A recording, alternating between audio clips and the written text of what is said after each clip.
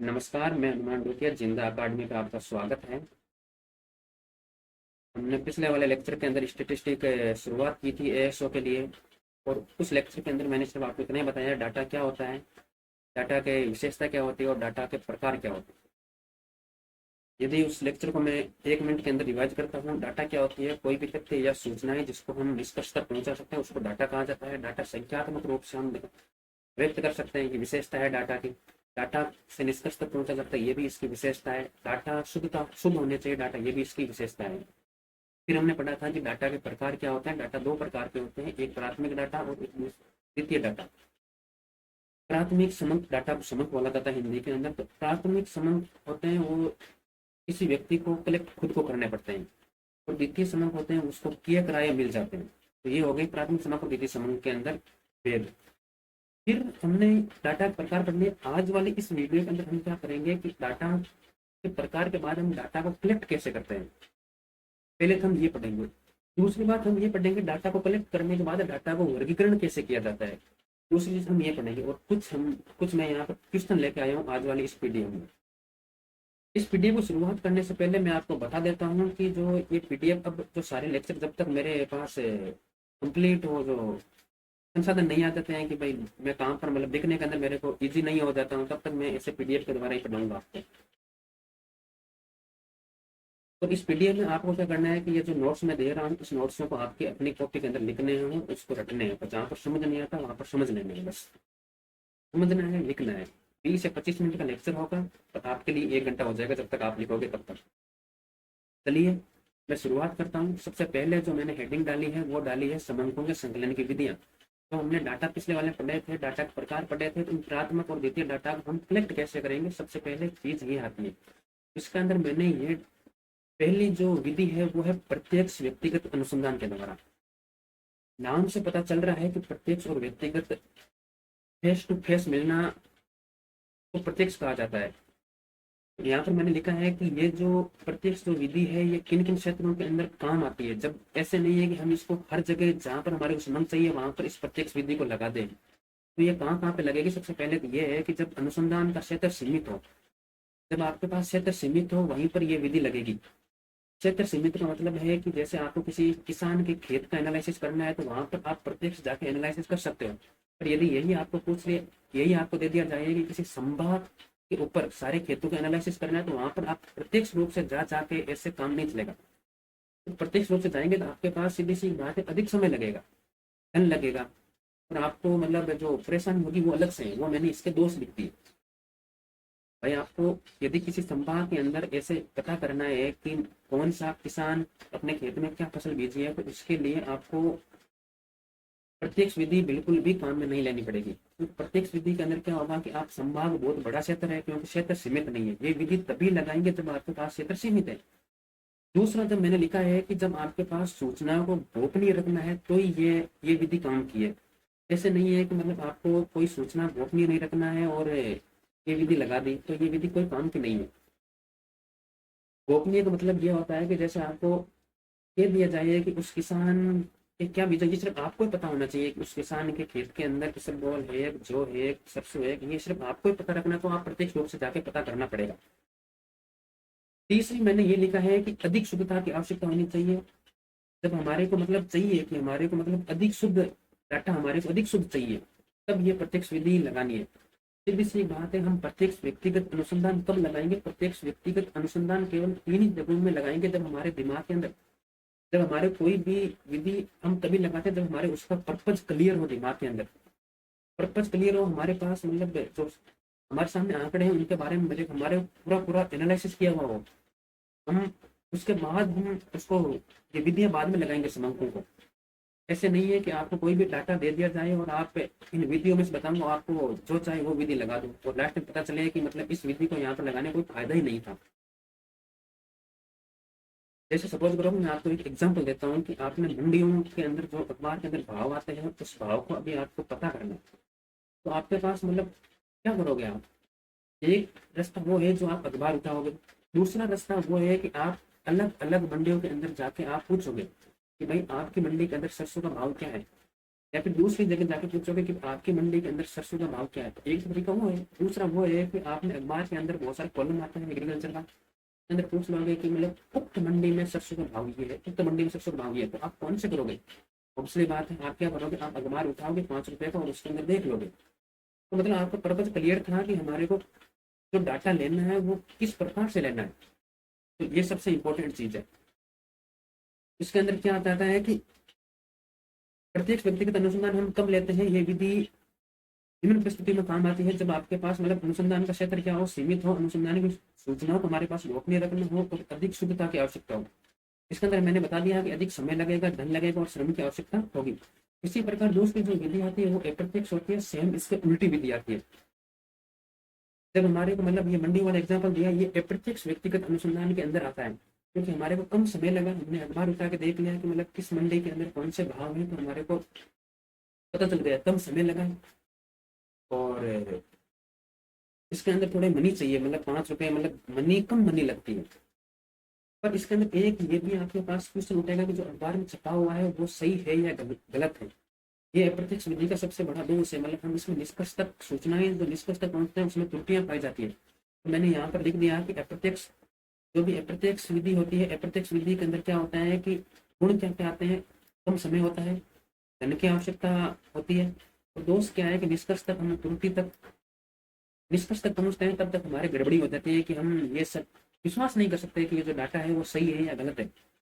अभी आपके पास अखबार के अंदर लगता है कि आपने कभी सोचा है कि ये गलत भी हो सकता है, ये आंख मूंद के विश्वास कर लेते हैं पर वो गलत है। हमने कभी सोचा नहीं है ना कि ये गलत गलत हो सकता है, निष्कर्ष तक थोड़े पहुंच पाते हैं हम। तो यहाँ से जो क्वेश्चन आएगा वो सीधा आएगा कि मतलब जब अनुसंधान क्षेत्र सीमित हो तो आप कौन सी विधि का उपयोग करेंगे। तो वहां पर आपके पास 4 या 5 ऑप्शन दिए होंगे, प्रत्यक्ष, अप्रत्यक्ष, टेलीफोन के द्वारा, प्रश्नावली, अनुसूची, अवलोकन। आप ऑप्शन में ये टिक करोगे कि प्रत्यक्ष विधि। मैंने अप्रत्यक्ष विधि के बारे में बता दिया आपको। अब आती है टेलीफोन पर साक्षात्कार करके विधि क्या होगी। तो जो टेलीफोन के ऊपर होता है ये आपको कोई बताने की समझाने की कोई जरूरत नहीं है, टेलीफोन के ऊपर फोन करके पूछ लेना कि भाई क्या चीज है। इसके ऊपर भी वही है जो अप्रत्यक्ष विधि होगी ना, टेलीफोन भी तो एक अप्रत्यक्ष विधि है, क्योंकि टेलीफोन के द्वारा आप पूछोगे तो जरूरी थोड़ा है कि वो आपको मतलब सारा सारा शुद्ध डाटा ही देगा, और जरूरी भी नहीं है कि आप उस डाटा को अपने रखोगे। और टेलीफोन के ऊपर आपका समय भी बच जाता है। सपोज करो कि आपके पास मतलब कहीं किसी इंस्टीट्यूट का इंटरव्यू है, और वो इंटरव्यू आपके पास क्या करोगे, आपके पास 2 रास्ता है, तो वहां पर जाके प्रत्यक्ष रूप से दे दो, या फिर आप क्या करोगे कि मतलब टेलीफोन के द्वारा भी दे सकते हो।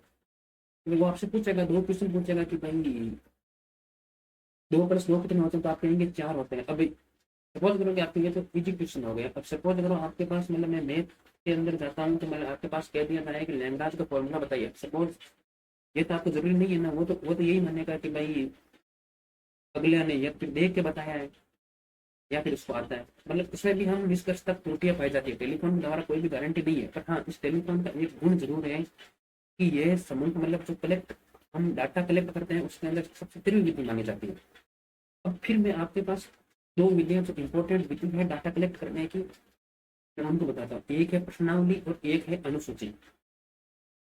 प्रश्नावली क्या होती है, प्रश्नावली जैसे आपके पास आपका मित्र, आपके पास एक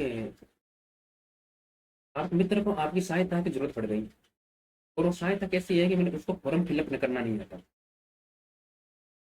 तो वो आपसे क्या करेगा, उस जो फॉर्म फॉर्म के अंदर जो चाहिए चाहिए वो आपके पास एक मतलब वो लेटर लिखेगा, इसमें मैं क्या करूँ, इसमें मैं क्या करूँ, इसमें मैं क्या करूँ।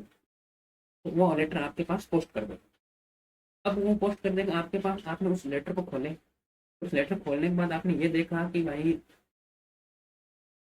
इसके अंदर ये दे रखा है कि उसका नाम क्या है। उसको समझ में नहीं आया कि भाई वहां पर मेरे को फॉर्म में क्या क्या फिलअप करना है, तो आपने उसको नाम वहां पर आपने लिखा, मतलब खुद ने लिखा इसका नाम क्या है ये है। फिर आपने मतलब आप खुद मतलब जो डाक आती है आप खुद यदि उसका एनालिसिस करके देते हो तो उसको कहा जाता है प्रश्नावली। मैंने स्पष्ट रूप से लिखा है, यदि प्रश्नों के उत्तर प्रश्नावली में दिए गए प्रश्नों की पूर्ति स्वयं सूचक, सूचक मतलब आप जो उस प्रश्नावली को पढ़ता है उसको सूचक कहा जाता है। यदि वो सूचक जो जो ग्राहक जो खुद पढ़ता है और वही उसको उत्तर दे देता है उसको कहा जाता है प्रश्नावली। और अनुसूची क्या होती है, अनुसूची वो होती है जो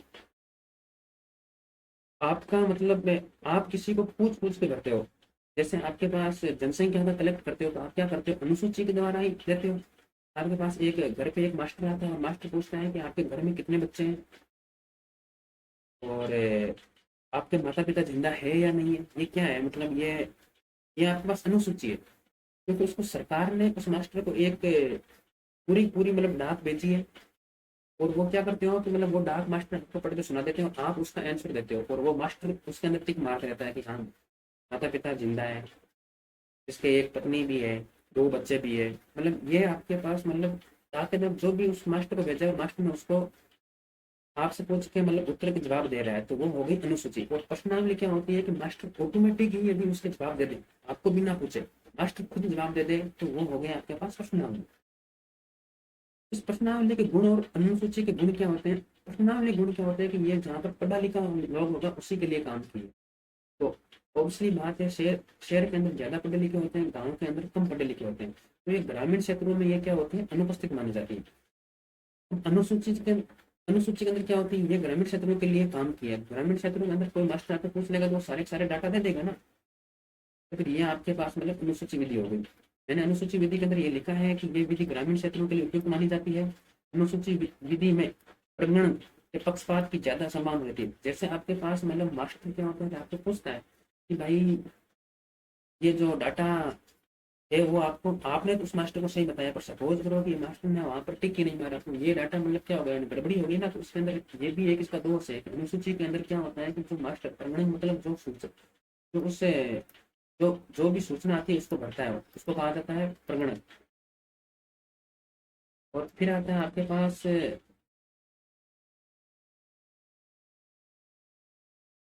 फिर आता है कि अनुसूचित विधि में ज्यादा अच्छे निष्कर्ष प्राप्त होते हैं। अनुसूचित होते हैं उसमें ज्यादा निष्कर्ष प्राप्त होते हैं, क्योंकि आपसे पूछ के सारा जो भी होगा वो डायरेक्ट टिक टिक करता रहेगा कि आपके पास कितने हैं क्या है, ये सारे के सारे। फिर आता है संवाददाताओं से सूचना प्राप्त करके, जैसे अखबार के अंदर मंडियों के भाव आते हैं, ये संवाददाताओं से सूचना प्राप्त करके आ जाता है। समूहों का संपादन क्या होता है, तो समूहों को संपादन करना ऑब्वियसली बात है। समूहों का संपादन आंकड़ों की परिक्षमता बढ़ाने के लिए किया जाता है। समूहों का संपादन आंकड़ों की परिक्षमता बढ़ाने के लिए किया जाता है। समूहों के वर्गीकरण के बाद छंटनी की जाती है। इनमें आपको लगेगा कि मतलब ये क्या कर रहा है, ये बोल बोल के पढ़ा रहा है, इसका लिखा हुआ सामने सब कुछ है। बिल्कुल ये लिखा हुआ है। ये जो मैं अभी एक या जो फर्स्ट के जो 4 लेक्चर है ना, ये जो डाटा क्लासिफिकेशन, इसमें से आपको जैसे दे रहा हूँ वैसे ही रटना है बस। डायरेक्ट क्वेश्चन इस लाइन से पूछेंगे कि जैसे आपको पूछा जाएगा कि छंटनी किसके बाद की जाती है, तो आपका आंसर होगा कि वर्गीकरण के बाद छंटनी की जाती है। दूसरी बात आती है कि समूहों का संपादन क्या है, तो आप मतलब समूह ऐसे जैसा है कि समूहों का संपादन क्यों किया जाता है, तो आपके पास ऑप्शन में कहीं ना कहीं ये लिखा होगा समूहों का संपादन आंकड़ों की परिक्षमता बढ़ाने के लिए की जाती है। जैसे देखो हमने जो कल पढ़ा था उसके ऊपर भी मैं आज क्वेश्चन लेकर आया हूँ। जैसे पहला क्वेश्चन है, एक प्राथमिक डाटा को निम्न के द्वारा एकत्रित किया जाता है। तो प्राथमिक डाटा को किसके द्वारा एकत्रित किया जाता है, जैसे मैंने विधियां मैंने पीछे बताई थी। कौन कौन सी विधि बताई थी, एक प्रत्यक्ष विधि बताई थी। डाटा को एकत्रित करने की मैंने जो विधियां बताई है उसके अंदर पहली जो विधि मैंने बताई है वो प्रत्यक्ष विधि बताई है, अप्रत्यक्ष विधि बताई है। और जो तीसरी विधि मैंने टेलीफोन के द्वारा बताई है, चौथी मैंने प्रश्नावली बताई है, और पांचवी मैंने अनुसूची बताई है, और छठी मैंने संवाददाताओं के द्वारा बताई है। तो इसके अंदर क्या आया, एक प्राथमिक डाटा को निम्न द्वारा एकत्रित किया जाता है, इंटरव्यू के द्वारा, अवलोकन विधि के द्वारा और प्रश्नावली विधि के द्वारा, और ये सभी। तो इसका सही जवाब क्या आ जाएगा, सही जवाब आ जाएगा ये सभी। तो इसका सही जवाब क्या आ जाएगा, ये सभी। और अवलोकन क्या होता है, नाम से पता चल रहा है कि भाई आपके पास जैसे कहीं पर किसी शहर में एक्सीडेंट हो जाता है तो आप क्या करोगे, अवलोकन करोगे। सपोज करो आप वहाँ पे कलेक्ट करोगे, आप क्या करोगे, अवलोकन करोगे, कैसे एक्सीडेंट हुआ है, क्या हुआ, इन्वेस्टिगेटर लगाओगे ना, तो हो गया अवलोकन। दूसरा सवाल मैंने ये रहा, ये यहाँ पे सेट किया हुआ है कि जब प्राथमिक समूह का संपादन करते हैं तो हमारा ध्यान होना चाहिए कि प्रश्नावली में दी गई सूचना, आपको सीधी सी बात है, प्रश्नावली के अंदर जब सूचना देते हैं तो वो क्या होनी चाहिए, एक तो पूर्ण होनी चाहिए, एक सुसंगत होनी चाहिए, और एक सटीक होनी चाहिए। और जो चौथ ये तीनों होनी चाहिए उसके अंदर। तो इसका जो जवाब होगा वो क्या आएगा, वो आएगा और। तो अगला जो सवाल मैं नेक्स्ट सवाल लेता हूँ, तो किस प्रकार के संबंधों का उपयोग समय, पैसा और ऊर्जा को बचाता है। तो आपको ऑब्वियसली बात है वित्तीय संबंध। इसने कहा है कि समय, पैसा और ऊर्जा को बचाता है, तो वो बचाता है दूसरा संबंध। तीसरा जो मैं चौथा जो क्वेश्चन लेता हूँ वह है, वे संबंध जो मूल रूप से अनुसंधान के लिए एकत्रित किए जाते हैं। प्राथमिक संबंध हो गए ना, जो मूल रूप से जो प्रथम बार ही अनुसंधान के द्वारा लिया जाता है उसको क्या कहा जाता है, प्राथमिक संबंध। तो ये मैंने कल वाले डेफिनेशन बताया था आपको, तो पिछला जो लेक्चर लिया था ना उसमें बताया था। प्राथमिक डाटा को एकत्रित करने की सबसे तेज विधि, देखो मैंने बताया था कि टेलीफोन के द्वारा कैसा क्वेश्चन आएगा, टेलीफोन के द्वारा ऐसे क्वेश्चन आता है कि प्राथमिक डाटा को एकत्रित करने की सबसे तेज विधि कौन सी, वो है टेलीफोन के द्वारा। आंसर क्या आ जाएगा, सी। इसका आंसर है वो है सी। अब मैंने ये आपको बता दिया कि डाटा बता दिया, डाटा की विशेषता बता दी, डाटा का प्रकार बता दिया, और डाटा को किस प्रकार से कलेक्ट किया जाते हैं उसकी विशेषता बता दी मैंने। अब जो मैं डाटा कलेक्ट करने के बाद जो सामने जो क्वेश्चन आता है वो आता है डाटा का वर्गीकरण हम कैसे करेंगे। भाई डाटा पे लिख लिया तो मतलब डाटा का वर्गीकरण कैसे करेंगे हम। तो डाटा का जो वर्गीकरण है वो दो प्रकार से किया जाता है। कलेक्ट कर लिया, अच्छी बात है। अब उसके अंदर हम देखेंगे कि मतलब डाटा किस प्रकार के, तो इसमें मतलब किन किन भागों में बांटा जा सकता है। तो जो डाटा का वर्गीकरण होता है वो दो प्रकार से होता है। एक होता है संख्यात्मक समूह, एक होता है गुणात्मक समूह। संख्यात्मक समूह क्या होता है, पहले मैं परिभाषा पढ़ लेता हूँ, थोड़ा पहले समझा लेता हूँ आपको। संख्यात्मक समूह क्या होते हैं, संख्यात्मक समूह वे समूह होते हैं जिसको संख्या के रूप में व्यक्त किया जाता है। जैसे आपके मैंने उस एग्जाम्पल के अंदर जो पिछले वाली वीडियो के अंदर जो मैंने डाटा को समझाया था, मैंने एक बकरियों का एग्जाम्पल लिया था। उसके अंदर बताया था कि आपके पास कितनी बकरियां, आपने कहा था कि 250 बकरियां। तो वो जो 250 बकरियां मैंने बताई थी तो वो संख्यात्मक समूह हो गई। आपकी क्लास के जो स्टूडेंट है वो क्या हो गई, संख्यात्मक समूह हो गई। जैसे मैंने यहाँ पर परिभाषा क्या लिखी है, वे तथ्य जो प्रत्यक्ष रूप से संख्या में मापे जा सकते हैं संख्यात्मक समूह कहलाते हैं। जैसे मैंने एग्जाम्पल के लिए मैंने लिखा है कि भाई वजन है, ऊंचाई है और आय है, इन तीनों को हम क्या कर सकते हैं, इन तीनों को हम संख्या के रूप में माप सकते हैं। कि व्यक्ति का वजन हम संख्या के रूप में माप सकते हैं, ऊंचाई डिजिट के रूप में माप सकते हैं, और जो इनकम होती है उसको भी हम डिजिट के रूप में माप सकते हैं। जैसे अभी आपकी जेब में 0 रुपये है तो क्या करोगे, बेरोजगार हो, 0 है तो इसको क्या करोगे, आय आपकी 0 है, तो आप संख्यात्मक रूप से माप लिया ना, पूर्ण रूप से प्रत्यक्ष रूप से मापे जा सकते हैं ना आपके पास। अब फिर आता है कि मतलब संख्यात्मक समूह भी दो प्रकार के होते हैं। मतलब पहला जो खंडित समूह होते हैं, दूसरा होता है अखंडित समूह होते हैं।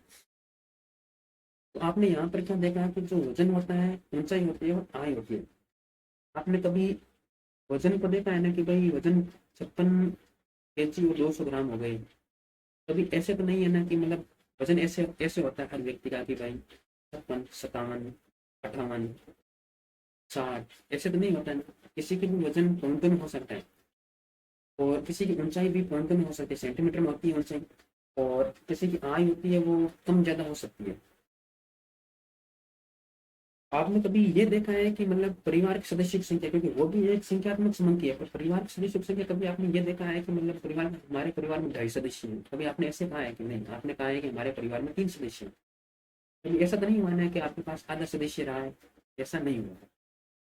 तो जो अब जो इन डाटा का मतलब संख्यात्मक समझ हमें भी मालूम है कि परिवार के अंदर जो डाटा है वो भी संख्यात्मक है, और जो आपकी ऊंचाई है, जो हाइट है, वो भी आपके पास संख्या है। तो इनको आपने दो भागों में बांट दिया, एक होता है खंडित समूह, एक होता है अखंडित समूह।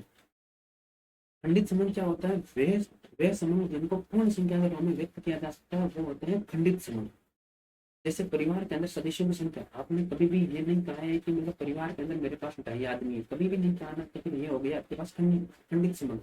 वे तथ्य जो पूर्ण रूप से संख्या में रूप में व्यक्त किया जा सकते हैं उसको कहा जाता है खंडित। मतलब बीच से ब्रेक होंगे 100%, ऐसे नहीं है कि आपने 2 के बाद 2.25, 2.5 या फिर 3 के बाद 3.5 ऐसे आ जाएंगे, ऐसे कभी नहीं आएंगे। खंडित होंगे, 2 के बाद 4 आएगा तो मतलब बीच वाला जो गैप है वो 3.25, 3.5 इसके अंदर नहीं आएगा, ये आगे खंडित समय। ये खंडित समय क्या होते हैं, वे तथ्य जिनको खंडित की तरह व्यक्त भी किया जा सकता है, और जिनका जो बीच वाला जो गैप है उसको भी व्यक्त किया जा सकता है। जैसे 3 और 4 के बीच बीच वाला जो गैप है उसके रूप में भी व्यक्त किया जाए, उसको कहा जाता है अखंडित समय। वे परिभाषा में बोल देता हूँ, वे तथ्य जिनका मूल्य आपको नोट्स में देखना है, वे तथ्य जिनका मूल्य निश्चित ना हो अथवा पूर्ण संख्या के साथ दशमलव संख्या में भी प्रदर्शित किया जा सकता है। जैसे आपकी हाइट हो गई एग्जाम्पल। खंडित समूह क्या होते हैं, अखंडित समूह क्या होते हैं, मैंने ये समझा दिया आपको। फिर आपको मैं बता देता हूँ गुणात्मक समूह क्या होते हैं। ये भी समूह के मतलब वर्गीकरण करता हूँ, इसके अंदर संख्यात्मक समूह के बाद दूसरा पार्ट होता है वो आता है गुणात्मक समूह।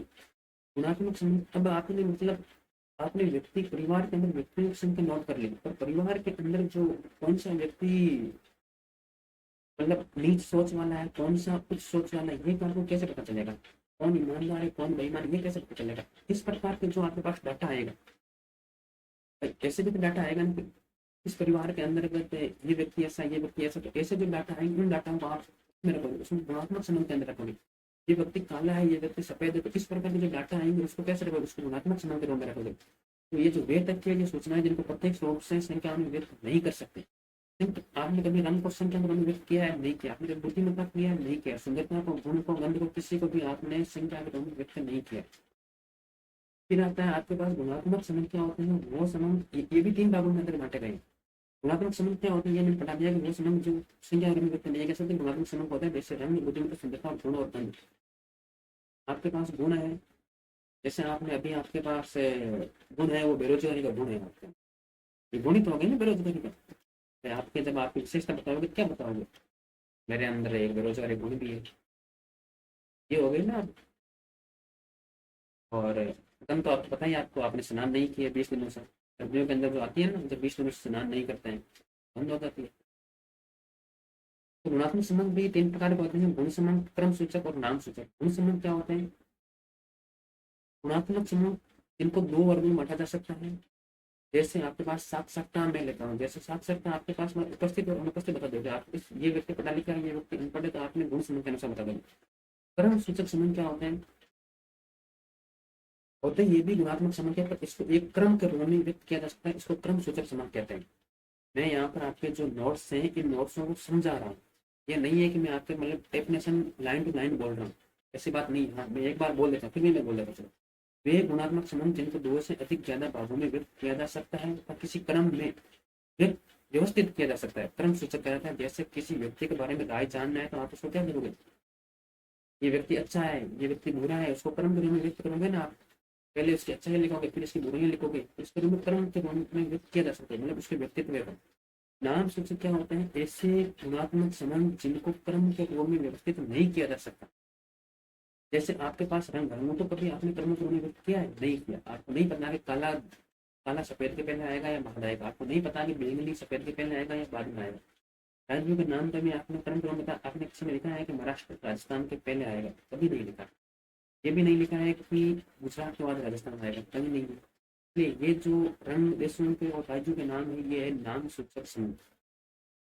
फिर जो आपके पास इम्पोर्टेंट और है जो वर्गीकरण, इन वर्गीकरणों से आपके पास मतलब क्वेश्चन बहुत कम आता है। फिर भी मतलब जो इम्पोर्टेंट है उसको मैंने एक बार और लिख लिया है। द्वंद्व भाजक वर्गीकरण क्या होता है? एक गुण को 2 भागों में वर्गीकरण करना द्वंद्व भाजक वर्गीकरण कहता है। जैसे जनसंख्या के अंदर आपके पास सैंपल, सपोज करो आपके पास सैंपल एक जनसंख्या है और उसके अंदर आपके पास गुण दे देता हूँ साक्षरता का गुण, तो आप क्या करोगे, 2 भागों में बांट दोगे। कौन सा अनपढ़ है और कौन सा पढ़ा लिखा है, मतलब साक्षर कौन सा है, निरक्षर कौन सा है। फिर आता है बहुगुण, मतलब 2 या 2 से अधिक तथ्यों को विभिन्न वर्गों में विभाजित करना। जैसे जनसंख्या के ऊपर में लेता हूँ तो साक्षर है, निरक्षर कौन है, पुरुष कौन सी है, महिला कौन सी है। निरक्षर के अंदर पुरुष और महिला इसके भागों में बांट दिया जाता है। भौगोलिक नाम से पता चल रहा है, भौगोलिक परिस्थितियों के आधार पर समूहों का वर्गीकरण करना भौगोलिक वर्गीकरण कहलाता है। जैसे आपके पास मतलब स्थान, संभाग, जिला।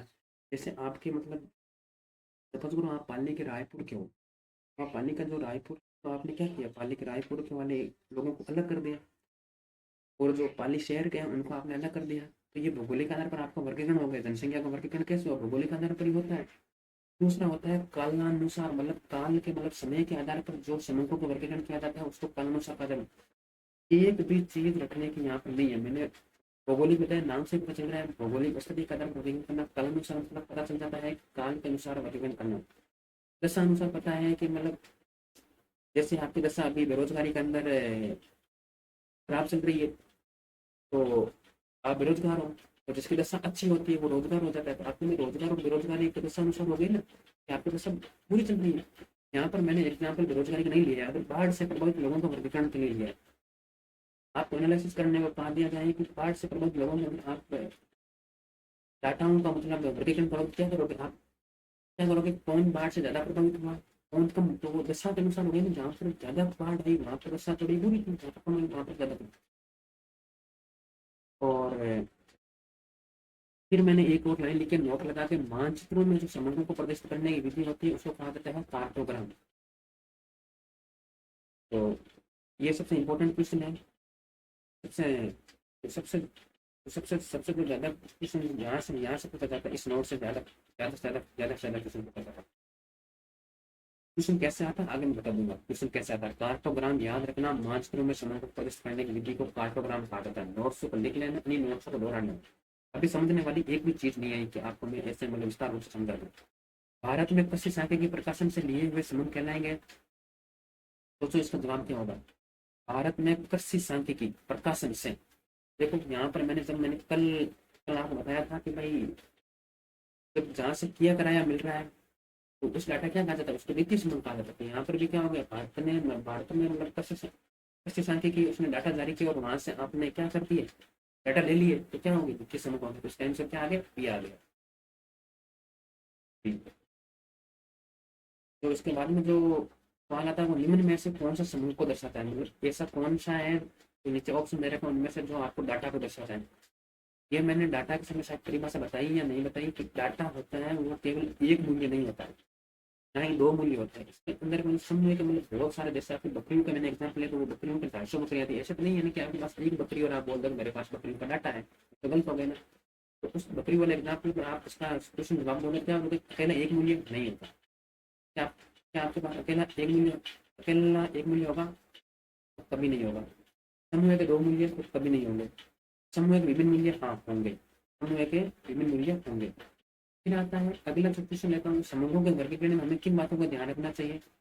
वर्गों की संख्या न तो ज्यादा हो न कम हो, बिल्कुल भी वर्गीकरण के अंदर हम हमें ये, जब हम सारणी पढ़ेंगे तब पता चलेगा कि जो वर्गीकरण डाटा को हमने सारणी के अंदर रखा है उसके अंदर हम वर्गीकरण करेंगे। यह वर्गीकरण आगे की प्रक्रिया है, सारणी के जो वर्गीकरण के आगे की प्रक्रिया है, और जो वर्गीकरण है वो सारणी से पीछे की जस्ट पहले वाली प्रक्रिया है। आगे क्वेश्चन मैंने डाला है, वर्गों की सममिति खुली में हो, आगे बताऊंगा सममिति क्या होती है। उत्तर की विशेषता बिल्कुल भी, और ऑल लिखा है मैंने, तो इसका आंसर क्या हो जाएगा, ऑल। और फिर मैंने अगले वाला क्वेश्चन मैंने कहा था कि कार्टोग्राम आ गए यहाँ पर, तो कैसे आता है, मानचित्रों के द्वारा समूह को प्रदर्शित करना कहलाता है कार्टोग्राम कहलाता है। ये भी क्वेश्चन हो गया। तो अगला जो क्वेश्चन है वो है, कालानुक्रमिक वर्गीकरण में समूहों का वर्गीकरण किस आधार पर होता है। आप ऑब्वियसली बात है समय के आधार पर होता है, मैंने पीछे बताया था कालानुक्रमिक वर्गीकरण किस प्रकार से होता है, ये क्वेश्चन है। समूहों का वर्गीकरण है सारणी की प्रथम अवस्था, सारणी की द्वितीय अवस्था, सारणी की तृतीय अवस्था, सारणी की चतुर्थ अवस्था। तब क्या करोगे, सारणी की प्रथम अवस्था, ये मैंने बताया कि वर्गीकरण है जो सारणी की प्रथम अवस्था है। तो ये मैंने आज यहीं तक पढ़ा है आपको। तो समूहों का वर्गीकरण बता दिया मैंने, समूहों को इकट्ठा कैसे किया जाता है वो बता दिया मैंने, और जो इम्पोर्टेंट जो क्वेश्चन थे वो बता दिया मैंने। आज क्या था कि मैंने नए मेथड से पढ़ाया, तो हो सकता है कि मेरे जो बोलने में प्रॉब्लम हो जाए या फिर मतलब इतना इफेक्टिव नहीं पढ़ाया हो, और आगे धीरे धीरे जो जब मेरे फेवरेट बनेगी तो मैं धीरे धीरे बता दूंगा आपको। बाकी जहाँ पर आपको समझ में नहीं आया वो मेरे को बता दो अभी भी, क्योंकि ये मेरा लेक्चर क्लियर किया हुआ है, कमेंट के अंदर बिल्कुल बता सकते हो। एक बार मैं फिर से रिविजन करा देता हूँ, 5 मिनट का रिविजन होगा। मैंने समूहों को कलेक्ट करने की विधियां मैंने आपको विधियां बताई थी। प्रत्यक्ष विधि आपको पता है, फेस टू फेस जाकर मिलना, प्रत्यक्ष विधि फेस टू फेस जाकर नहीं मिलना। टेलीफोन के द्वारा आपने बिल्कुल भी टेलीफोन पर आप किसी हालचाल पूछ सकते हो, कुछ डाटा ले सकते हो, किसी मंडी के भाव टेलीफोन के द्वारा जाकर पूछ सकते हो। फिर मैंने आपको बताया था कि प्रणाली क्या होते हैं, जैसे आपके पास मतलब आपकी भारत सरकार के लिए जनसंख्या का डाटा चाहिए, तो आप क्या करेंगे, आपके एक मास्टर के पास आपको एक मतलब पीडीएफ भेजेंगे, पीडीएफ भेज दो, या फिर एक मतलब पत्र भेजेंगे। उस पत्र में क्या लिखा होगा, परिवार में सदस्यों की संख्या, क्वेश्चन होंगे उसके अंदर, और उस क्वेश्चन के जो जवाब होंगे वो कौन लेगा, मास्टर लेगा।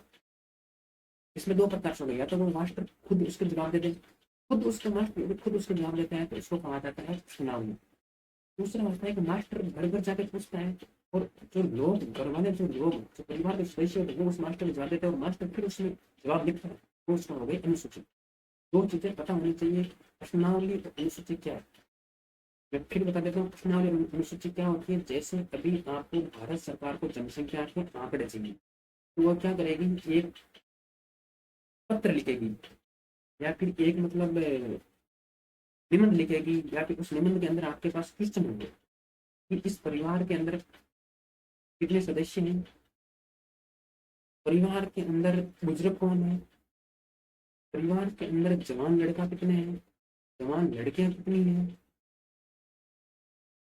तो ये सारे जो पत्र हैं वो एक गांव के मास्टर के पास भेजेंगे आपके, और वो मास्टर के पास दो ऑप्शन है, या तो फिर मास्टर उन क्वेश्चनों के जवाब खुद दे दे तो वो क्या होगा, अनुसूची हो गई। और यदि वो मास्टर सॉरी वो मास्टर यदि उस पत्र के अंदर जो क्वेश्चन आ रहे हो उसको यदि वो मास्टर खुद जवाब दे दे तो वो हो गई प्रश्नावली। और यदि वो मास्टर गाँव वालों की तरफ से गाँव वालों को पूछ यदि वो प्रश्नों के जवाब देते हैं तो उसको कहा जाता है अनुसूची। तो प्रश्नावली अनुसूची में जहाँ तक मुझे से आपको समझ में आ गई होगी। फिर मैंने आपको बताया था कि मतलब संवाददाताओं के द्वारा कैसे प्राप्त किया जाता है, ये तो हो गई आपको डाटा कलेक्ट करने की विधियां। फिर आगे डाटा को वर्गीकरण, मैंने कहा था कि डाटा दो प्रकार से किया जाता है, संख्यात्मक हो सकते हैं, गुणात्मक हो सकते हैं। संख्यात्मक खंडित बताया था, और गुणात्मक के अंदर मैंने ये बताया था कि मतलब नाम सूचक क्या होता है, क्रम सूचक क्या होता है, गुण सूचक क्या होता है। फिर मैंने आपको ये बताया कालानुक्रमिक डाटा क्या होते हैं। फिर मैंने ये बताया था आपको कि कार्टोग्राम डाटा क्या होता है, यहाँ से क्वेश्चन बहुत ज्यादा पूछा जाता है कार्टोग्राम। फिर मैंने एक ये पूछा था कि जो वर्गीकरण होता है वो आपके पास खत्म होता होता है। ये तो हो गया आज वाली क्लास का रिवीजन। रटने वाले इसके अंदर तीन ही क्वेश्चन है। नंबर एक, कालानुक्रमिक वर्गीकरण क्या होता है। नंबर तीन, दो, कार्टोग्राम क्या होता है। और नंबर तीसरी, तो यहाँ से यदि आपको रखने की वाली बात होती है तो सबसे फिर डाटा किससे इकट्ठे किया जाता है, वो होता है टेलीफोन के द्वारा। या फिर चौथा, आप जो यहाँ से रटोगे, लगता है कि मतलब मेरे को रखने की इच्छा होगी, ज्यादा ही रखने की इच्छा होगी, तो आप इसके अंदर ये रट सकते हो कि वर्गीकरण है जो सारणी से पहले की अवस्था है, और वर्गीकरण कितने प्रकार के होते हैं ये भी रट सकते हो। बाकी यहाँ से क्वेश्चन आने की संभावना बहुत कम होती है। क्वेश्चन आएगा तो कार्टोग्राम पूछ लेगा। बाकी जो अब जो अगले वाला लेक्चर आएगा क्वेश्चन वहां से आएगा। तब तक के लिए जो लेक्चर देखा उसको धन्यवाद। तो उम्मीद है कि आप इस लेक्चर को लिख लेना, मेरा समझाया हुआ है एक बार आप पढ़ लेना। इन इस लेक्चर में मेरे को नहीं लगता है कि आपको रखने की जरूरत पड़ेगी। मैं जहाँ तक मैंने समझाया है अच्छा समझाया, मेरी तरफ से अच्छा समझाया है। इसके लिए इंतजार कीजिए अगले वीडियो का। धन्यवाद।